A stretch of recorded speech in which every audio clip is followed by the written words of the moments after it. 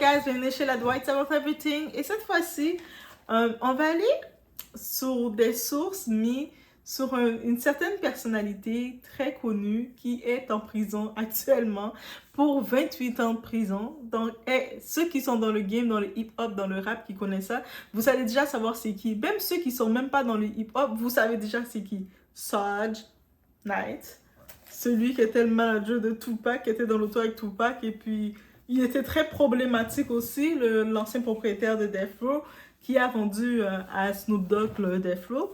Et des fois, je me dis que c'était une entente entre eux qu'ils ont faite. Mais ça, c'est un autre sujet. Et j'ai été surprise d'apprendre que notre ami Suge, qui est en prison dans sa cellule, il est créateur. Donc, il s'est dit, moi là, je vais créer mon podcast. Et son podcast, si vous voulez aller le voir, vous pouvez. Ça s'appelle Collect Call with Suge Knight. Yes!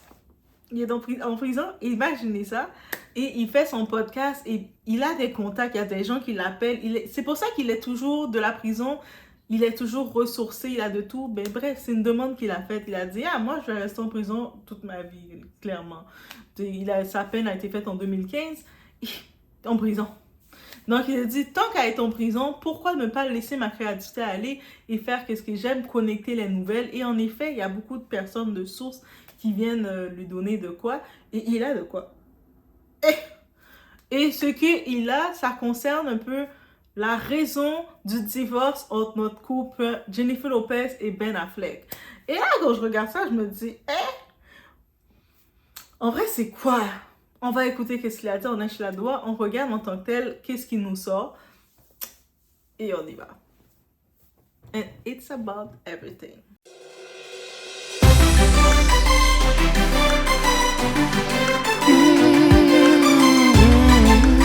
Donc déjà, dans ce podcast, Suge, qu'est-ce qu'il parle? Il parle concernant que quand le FBI sont venus confisquer tous les enregistrements, les cassettes qui étaient chez Diddy lorsqu'ils ont fait leur invasion dans ses maisons, ses propriétés. Et dans ces cassettes-là, ils ont mis la main dessus tous les enregistrements de plusieurs heures, de plusieurs années. Parce qu'on va dire depuis 2001 jusqu'à récemment, les dernières fêtes de Diddy les freak-offs se faisaient il y a 3 mois de ça, donc jusqu'à encore 2024. Donc on imagine, et puis on sait que Diddy faisait une télé-réalité avec toutes ces personnalités-là, ces gens qui étaient là. Donc ils sont, juste pour vous dire, le temps qu'on n'entendait pas parler de l'histoire de Diddy depuis juin, depuis qu'ils ont fouillé le tout, ils s'étaient occupés, ok? Ils étaient en train de devoir regarder chaque vidéo pour essayer d'identifier chaque personne et essayer de repérer chaque chose. Ils sont encore en train de le faire, j'imagine. Donc, par contre, il y a des vidéos, lui, qu'est-ce qu'il dit, Suge? Il y a des vidéos on voit clairement que Jennifer Lopez a été identifiée, plusieurs vidéos d'elle qui a été identifiée. Dans l'une des vidéos d'elle identifiée, où elle confirme qu'elle avait menti lors du procès, vous savez, en 99, lorsqu'il y avait eu la fusillade dans le nightclub. Et puis Diddy avait fait son rappeur, qui était nouvel artiste connu, qui avait le tout pour être le nouvel artiste de Bad Boy. Mais lui, Diddy, il s'en fout des artistes, en vrai, de Bad Boy. Il est juste là pour faire son argent. Donc, il prévoyait il a fait cet artiste-là, Shane, qui est Moise Barrow. J'ai déjà parlé de lui dans ma vidéo. Et maintenant, il est rendu dans la politique et tout.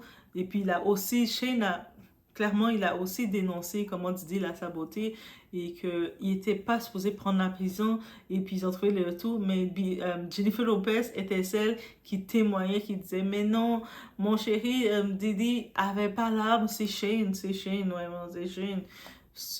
Elle voulait pas de problème et tout. On sait que sa relation avec Diddy, ça a duré de 99 à 2001. Honnêtement, j'entendais toujours parler de Diddy et Jennifer Lopez. Je pensais que ça avait duré plus longtemps que ça. Moi, je pensais que leur relation avait duré 10 ans, tellement j'entendais parler d'eux. Mais c'est 99 à 2001. Mais peut-être c'est beaucoup pour eux. Bref, tout ce qu'ils semblent avoir vécu. Donc, je pensais que ça avait été plus long que ça. Bref. Là, la partie intéressante, où est-ce qu'on est pour la raison du divorce. Donc, la partie intéressante qu'on regarde, c'est pour la raison du fameux divorce. C'est quoi? ce qu'il laisse entendre, Saj, Saj a dit que les enquêteurs, certains enquêteurs ou quoi, ils ont remis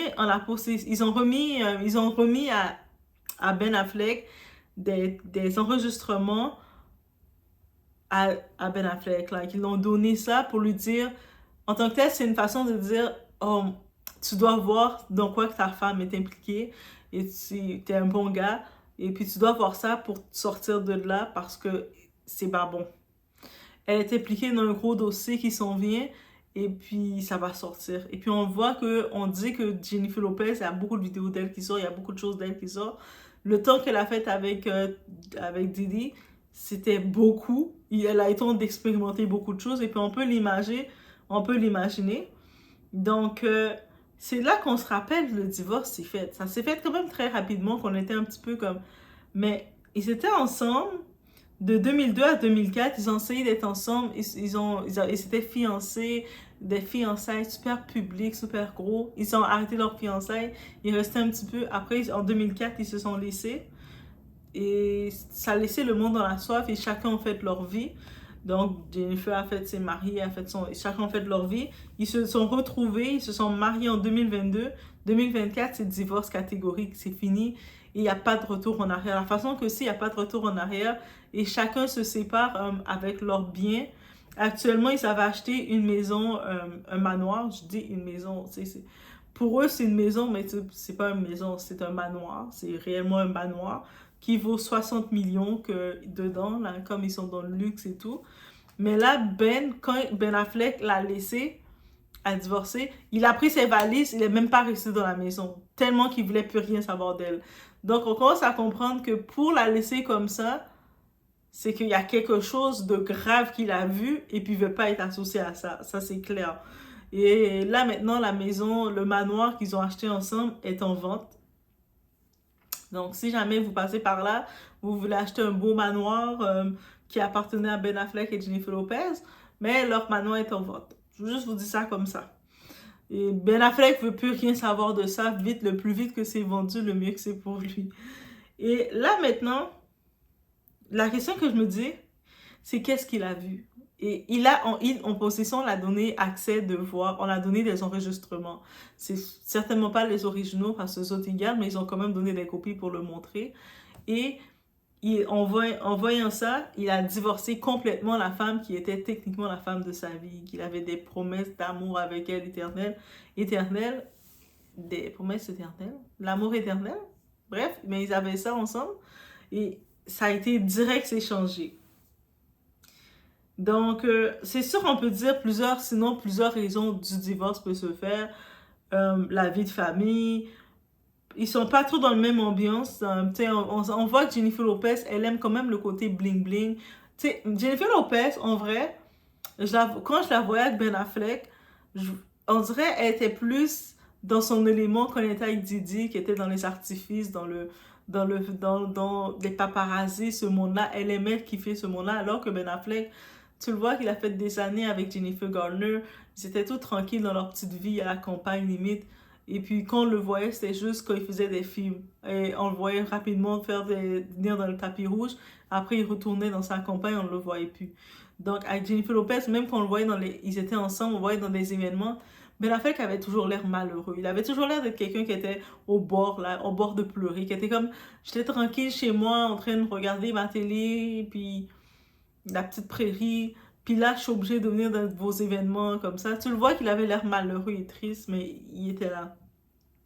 Beaucoup de personnes disent, ah, mais pourquoi il sourit pas? Non, mais tu vois qu'il était pas bien. Donc, c'est comme, déjà, on voit que les deux, ils sont opposés un peu. Elle est dans l'estrade, le m'as-tu vu, les feux d'artifice de côté diva, le bling-bling. Et lui, tu vois, il aimait bien sa simplicité.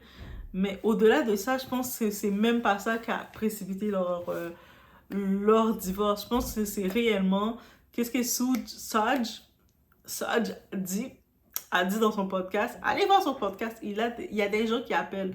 Même vous, je suis sûre, vous pouvez l'appeler Collect Carl et vous pouvez l'appeler dans son podcast et puis vous pouvez parler avec lui. Je vous dis ça comme ça, il a un podcast pour de vrai. Donc, allez-y. Et puis, il a des sources de partout. Il est en prison dans sa cellule. il a tout son setting, son setup de podcast. Et puis, il commence à... Il est au courant de toute l'actualité. De l'intérieur, il est au courant de toute l'actualité. C'est beautiful, ça. On n'a pas besoin de sortir pour tout savoir. Donc, hey, tout le monde peut faire des podcasts. C'est beautiful. Donc, qu'est-ce que vous pensez de cette théorie? Est-ce que vous pensez réellement que Ben Affleck, pour une raison quelconque, peut-être il y a aussi ses contacts, tu sais, Ben Affleck aussi est influent, là. C'est pas n'importe qui, c'est pas un gars de la rue. Même un gars de la rue a des contacts, qu'est-ce que je dis là? Mais c'est pas comme si quelqu'un qui était un affamé. Il a autant de contacts, il a des contacts. Et donc, j'imagine si dans ces contacts, ils ont pu avoir Brand, ils ont vu que Jennifer Lopez était très salement exposée. Parce que dites-vous que beaucoup de personnes, là maintenant, nous, comme public, on est divertis de voir certaines situations, certaines personnes, qu'est-ce qu'ils ont fait pour arriver où ce qu'ils sont. Mais il y a des personnes qui risquent réellement des peines, qui risquent des condamnations, parce que il y a des choses qui ont été faites contre eux, c'est des crimes. Et c'est pour ça que Diddy les avait filmés et les gardait sous sa soumission. Parce qu'il avait les preuves de « moi j'ai la preuve, t'as fait ça contre toi ». Donc, toi, si tu veux pas avoir des problèmes, tu fais qu'est-ce que je veux. Donc maintenant, toutes ces preuves-là, que la personne... Imaginez la personne qui faisait du chantage pendant des années. Elle s'est fait exposer et toutes les preuves de chantage que toi, tu étais à sa merci à cause de ces preuves, maintenant, c'est les autorités qui l'ont, c'est d'autres personnes qui l'ont. C'est-à-dire, ces autres personnes-là, ça sort. C'est pour ça qu'on a vu des vidéos de temps en temps sortir. De temps en temps, ils font sortir, comme ils ont montré. Regardez qu'est-ce qu'on avait trouvé, toutes les huiles pour bébé, les collections d'huile. Donc, regardez tout ça qu'on a trouvé, les machines à jouer et tout. Voici les settings, comment ils faisaient les settings de chambre qu'on a trouvé. Ils sont même rendus à questionner le personnel de Diddy, que ce soit celles qui font le nettoyage et tout. Et puis, moi, je dis, ils ont mis le terme parce que j'avais vu un article rapidement qui disait ils étaient complices. Mais moi, je me dis, les employés qui sont payés pour venir faire le ménage, ils sont pas complices. Ils viennent faire le ménage. Le travail qu'ils font, ils sont pas payés autant pour être complices de quoi que ce soit. Oui, bien sûr, ils sont au courant qu'il y a des choses qui se passent, mais ils sont là pour faire leur ménage, là, et puis mettre des gants, et puis ils sont comme ça. Ils viennent faire le setting, voici le setting, quand c'est terminé, et puis la chambre est en dessous, ils viennent ranger, puis ils sont comme avec leur gant. Et c'est tout. Donc, les vrais complices, c'est les organisateurs. Il avait des employés, il y avait des gens qu'il avait sélectionnés qui travaillaient pour lui dans Yon Miami. Techniquement, Jennifer Lopez, on sait, il y a des enroulements, qu'il y a une vidéo qui s'en vient concernant Kris Jenner et son chéri Corey Gamble, qui sont très, très, très dedans. Et je pense que c'est Corey Gamble qui a amené Kris Jenner. Oui, je le dis, ok? Donc, j'ai encore mon côté que je défends les Kardashians. Vous pouvez pas m'en vouloir, ok? Vous pouvez pas m'en vouloir de défendre les Kardashians. On a grandi avec les Kardashians. So, vous pouvez pas m'en vouloir, ok? Vous pouvez pas m'en vouloir. Donc, moi, j'accuse Corey Gamble qui a influencé Kris Jenner. Et Kris Jenner, dans son influence par Corey Gamble, elle a amené ses enfants. Bon, j'ai décidé que c'était cette version-là que j'allais prendre. Mais ça s'en vient sur le tout. Et Corey Gamble, je te tape. Donc, je vous laisse sur ce. Qu'est-ce que vous pensez de Suge Knight qui vient apporter sa théorie? On en discute.